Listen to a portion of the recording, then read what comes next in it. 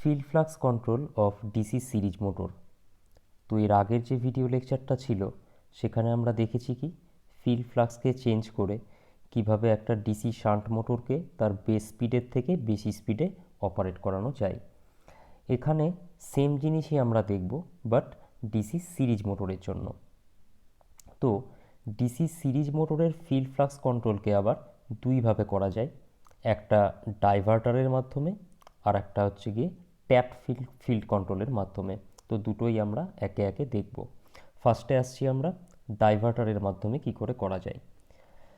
দেখো এখানে একটা ডিসি সিরিজ মোটরের ছবি ড্র করা আছে, যেখানে টার্মিনাল ভোল্টেজ দেখানো আছে ভিটি, সোর্স থেকে যে কারেন্টটা ড্র করছে মোটরটা সেটা হচ্ছে গিয়ে আই, সিরিজ ফিল্ডকে দেখানো আছে আর এসি, আর্মেচার রেজিস্ট্যান্সকে দেখানো আছে আর এ, আর আর্মেচারে যে ব্যাক ইএমএফটা ইনডিউসড হয়েছে সেটা হচ্ছে ইবি। এবার দেখো সিরিজ ফিল্ডের সাথে প্যারালালে একটা রেজিস্ট্যান্স কানেক্ট করা আছে। এই রেজিস্ট্যান্সটাকে বলা হয় ডাইভার্টার। এটা একটা ভেরিয়েবল রেজিস্ট্যান্স। একে কেন ডাইভার্টার বলা হচ্ছে তাহলে এবার সেটাতে আসা যাক। দেখো নর্মাল কন্ডিশানে যখন এটা থাকতো না তখন কি হতো, সোর্স থেকে যে কারেন্টটা আসছে সেম কারেন্টই ফিল্ডের মধ্যে দিয়ে যেত, সেম কারেন্টই যেত আমার আর্মেচারের মধ্যে দিয়ে, কারণ কি সবগুলো সিরিজে কানেক্ট করা আছে। এবার আমি করছি কি, এই সিরিজ ফিল্ডের সঙ্গে প্যারালালে একটা রেজিস্ট্যান্সকে কানেক্ট করছি। তাহলে এখন কি হবে, এই যে মেন যে কারেন্টটা আসছে সেই কারেন্টটা এখন টোটালটা সিরিজ ফিল্ডের মধ্যে দিয়ে কিন্তু যাবে না, কিছুটা কারেন্ট যাবে সিরিজ ফিল্ডের মধ্যে দিয়ে, বাকি কারেন্টটা ডাইভার্ট হয়ে যাবে এই প্যারালালে যে ভেরিয়েবল রেজিস্ট্যান্সটা কানেক্ট করা আছে সেটার মধ্যে দিয়ে। যেহেতু মেন যে লাইন কারেন্টটা আছে সেটা টোটালটা সিরিজ ফিল্ডের মধ্যে দিয়ে না গিয়ে কিছুটা পোর্শন এক্সটার্নাল রেজিস্ট্যান্সের মধ্যে দিয়ে ডাইভার্ট হয়ে যাচ্ছে, তার জন্য আমরা এই জিনিসটাকে আমরা কি বলছি, ডাইভার্টার। তো ডাইভার্টার ইউজ করে কিভাবে মোটরের স্পিড চেঞ্জ হবে সেটা এবার দেখা যাক। দেখো দুটো কন্ডিশানে আসছি। ফার্স্ট কন্ডিশানে যখন এক্সটার্নাল রেজিস্ট্যান্সের এক্সটার্নাল যে রেজিস্ট্যান্সটা আছে এটা যখন কানেক্ট থাকতো না তখন কি হতো, তখন টোটাল কারেন্টটাই আমার ফিল্ডের মধ্যে দিয়ে যেত। ফর এক্সাম্পল আমি ধরে নিলাম যখন ডাইভার্টার ছিল না তখন সিরিজ ফিল্ডের মধ্যে দিয়ে যে কারেন্টটা যাচ্ছে, মানে যে কারেন্টটা মোটরটা লাইন থেকে ড্র করছে সেম কারেন্টই তো আমার ফিল্ডের মধ্যে দিয়ে যাবে। তো আমি ধরে নিলাম সেই কারেন্টটা হচ্ছে গিয়ে 10 অ্যাম্পিয়ার। তাহলে ফিল্ডের মধ্যে দিয়েও কারেন্ট যাচ্ছে তখন 10 অ্যাম্পিয়ার, আর্মেচারের মধ্যে দিয়েও কারেন্ট যাচ্ছে কত, 10 অ্যাম্পিয়ার। এবার যখন আমি এই ডাইভার্টারটাকে অন করে দিলাম, চলো নতুন করে আবার দেখা যাক। প্রথমে যখন ডাইভার্টারটা ছিল না তখন ফিল্ডের মধ্যে দিয়েও কারেন্ট যাচ্ছে 10 অ্যাম্পিয়ার, আর্মেচারের মধ্যে দিয়েও কারেন্ট যাচ্ছে 10 অ্যাম্পিয়ার। এবার আমি ডাইভার্টারটাকে অন করে দিয়েছি, তাহলে এখন কি হবে, টোটাল কারেন্টটা আমার আর ফিল্ডের মধ্যে দিয়ে যাবে না, কিছুটা যাবে ফিল্ডের মধ্যে দিয়ে, বাকিটা ডাইভার্ট হয়ে যাবে ডাইভার্টারের মধ্যে দিয়ে। তো আমি ধরলাম ফিল্ডের মধ্যে দিয়ে কারেন্ট যাচ্ছে এখন 8 অ্যাম্পিয়ার আর ডাইভার্টারের মধ্যে দিয়ে কারেন্ট যাচ্ছে 2 অ্যাম্পিয়ার। তারপরে এই নোডটাতে এসে ফিল্ডের 8 অ্যাম্পিয়ার আর ডাইভার্টারের 2 অ্যাম্পিয়ার এসে অ্যাড হয়ে গিয়ে আবার আর্মেচারের মধ্যে দিয়ে সেই 10 অ্যাম্পিয়ারই বেরাবে। চেঞ্জটা কোথায় হলো তাহলে, শুধুমাত্র ফিল্ডের মধ্যে দিয়ে যে কারেন্টটা যাচ্ছিল সেটা চেঞ্জ হয়ে গেল। কেন চেঞ্জ হলো, কারণ ওর সাথে প্যারালালে আমি একটা রেজিস্ট্যান্স কানেক্ট করেছি সেই জন্য হলো। তো মোট কথা, প্রথমে যখন ডাইভার্টার ছিল না তখন সিরিজ ফিল্ডের মধ্যে দিয়ে কারেন্ট যাচ্ছিল আমরা ধরে নিয়েছিলাম কত, 10 অ্যাম্পিয়ার। যখন ডাইভার্টার কানেক্ট করলাম তখন দেখছি কি সিরিজ ফিল্ডের মধ্যে দিয়ে কারেন্ট যাচ্ছে কত, 8 অ্যাম্পিয়ার। তাহলে কি দেখলাম, কারেন্টের ভ্যালু কমে গেল। কোন কারেন্টের ভ্যালু কমে গেল, সিরিজ ফিল্ডের মধ্যে দিয়ে যে কারেন্টটা যাচ্ছিল তার ভ্যালু কমে গেল। তার মানে আমি বলতে পারি ডাইভার্টার কানেক্ট করার জন্য ফিল্ড কারেন্টের ভ্যালু কমে গেল। ফিল্ড কারেন্টের ভ্যালু যদি কমে যায় তাহলে বলতে পারি কি ফ্লাক্সের ভ্যালু কমে গেল। আর আমরা কি দেখেছি যে N varies as EB divided by phi. এখানে কি দেখলাম আমরা, ফ্লাক্স কমে যাচ্ছে, মানে ফাই কমে যাচ্ছে। ফাই যদি কমে যায় তার মানে কি স্পিড বেড়ে যাবে, এনের ভ্যালু বেড়ে যাবে। তাহলে কি দেখলাম আমরা, যে যখনই আমরা সিরিজ ফিল্ডের সঙ্গে প্যারালালে একটা ডাইভার্টার কানেক্ট করছি, ডাইভার্টার কি একটা এক্সটার্নাল ভেরিয়েবল রেজিস্ট্যান্স। তো যখনই ডাইভার্টার কানেক্ট করছি, কিছু কারেন্ট ডাইভার্টারের মধ্যে দিয়ে পাস হয়ে যাচ্ছে, যার জন্য ফিল্ড কারেন্ট কমে যাচ্ছে। ফিল্ড কারেন্ট কমে যাচ্ছে মানে ফ্লাক্স কমে যাচ্ছে, আর ফ্লাক্স কমে যাওয়া মানে স্পিড বেড়ে যাচ্ছে। তাহলে ডাইভার্টার ইউজ করে, মানে ফিল্ড ফ্লাক্স কন্ট্রোল মেথডের সাহায্যে আমরা ডিসি মোটরকে, মানে ডিসি সিরিজ মোটরকে তার বেস স্পিডের থেকে বেশি স্পিডে অপারেট করতে পারি। তাহলে এটা গেল ফার্স্ট মেথড, যে ডাইভার্টার ইউজ করে কিভাবে ডিসি সিরিজ মোটরকে তার বেস স্পিডের থেকে বেশি স্পিডে ঘোরাতে পারছি সেটা দেখলাম। এবার দেখব আমরা ট্যাপড ফিল্ড কন্ট্রোলের মাধ্যমে কিভাবে কাজটা করছি। আচ্ছা, দেখো ট্যাপ ফিল্ড কন্ট্রোলে কি করা হয়, এই যে সিরিজ ফিল্ডটা আছে, সিরিজ ফিল্ড মানে কি একটা কি বলবো, একটা ধরো লোহার টুকরো আছে, লোহার টুকরোর চারিদিকে তুমি করলে কি এরকমভাবে কয়েল পেঁচিয়ে দিলে, এই যে কয়েলটা পেঁচালে তার মধ্যে দিয়ে তো তুমি কারেন্টটা পাঠাচ্ছ, এটাই তো হচ্ছে কি আমার ফিল্ড। এভাবেই তো আমরা ফিল্ডের ওয়াইন্ডিংটাকে আমরা তৈরি করি। তো যাই হোক, এই যে প্রত্যেকটা টার্ন আছে, এখান থেকে প্রত্যেকটা টার্ন থেকে আমি একটা করে ট্যাপিং নিয়ে নিচ্ছি, সেটাকেই এখানটায় দেখো দেখানো আছে। তাহলে কি করলাম আমরা, যে ফিল্ড ওয়াইন্ডিংটা ছিল তার প্রত্যেকটা টার্ন থেকে আমরা একটা করে ট্যাপিং নিয়ে নিয়েছি। এবার এই ট্যাপিংয়ের সাহায্যে আমরা ফিল্ডের কারেন্টকে কিভাবে চেঞ্জ করব, তার জন্য ফ্লাক্স কিভাবে চেঞ্জ হবে, আর তার জন্য স্পিড কিভাবে চেঞ্জ হবে সেটা আমরা দেখব। ধরো শুরুতে এই যে ট্যাপিংটা ছিল, এটা ধরো একদম ফার্স্ট পজিশানে রাখা আছে, মানে টোটাল ফিল্ডের যে রেজিস্ট্যান্স সেটাকে আর্মেচারের সঙ্গে সিরিজে কানেক্ট করা আছে, দেখেই বুঝতে পারছো। তখন আমি ধরে নিলাম কারেন্ট ফ্লো হচ্ছিল 10 অ্যাম্পিয়ার, ধরে নিলাম কারেন্ট ফ্লো হচ্ছিল 10 অ্যাম্পিয়ার।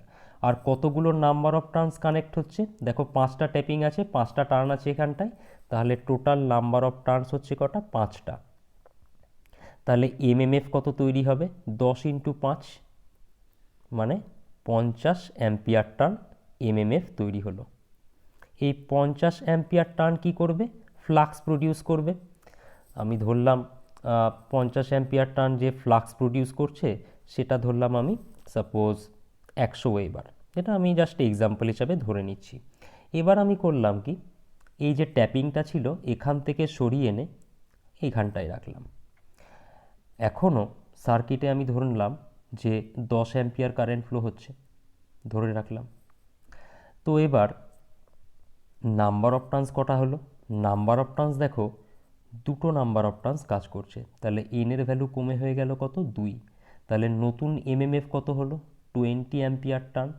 তাহলে 50 অ্যাম্পিয়ার টার্নের জন্য 100 এবার ফ্লাক্স তৈরি হয়েছিল, 20 অ্যাম্পিয়ার টার্নের জন্য অবভিয়াসলি কম ফ্লাক্স তৈরি হবে, কারণ এমএমএফ এমএমএফ যেটা, সরি 1 মিনিট,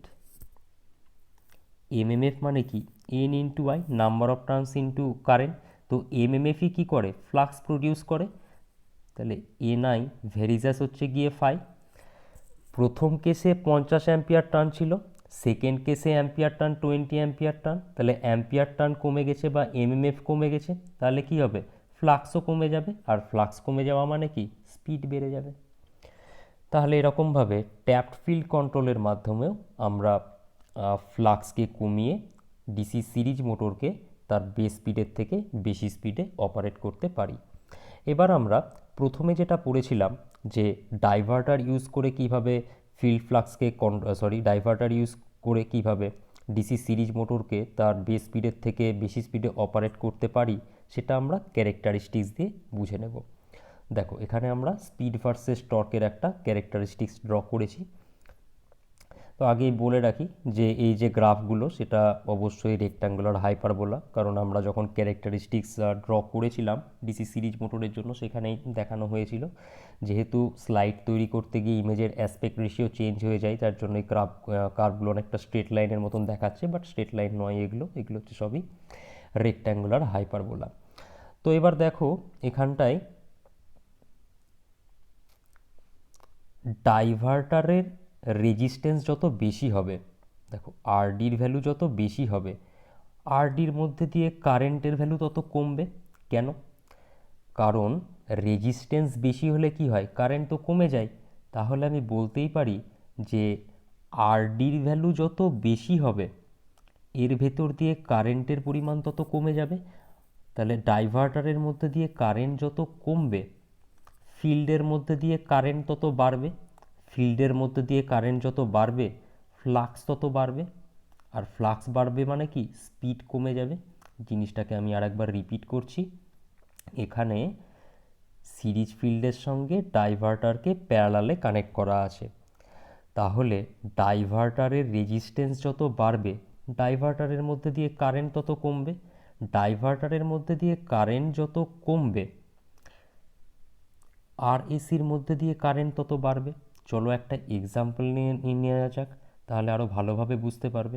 ধরলাম আমি এই যে লাইন কারেন্টটা আছে এটার ভ্যালু হচ্ছে 10 অ্যাম্পিয়ার, আর এটার জন্য সিরিজ ফিল্ডের মধ্যে দিয়ে কারেন্ট যাচ্ছে ধরলাম আমি 8 অ্যাম্পিয়ার, আর ডাইভার্টারের মধ্যে দিয়ে কারেন্ট যাচ্ছে আমি ধরলাম 2 অ্যাম্পিয়ার।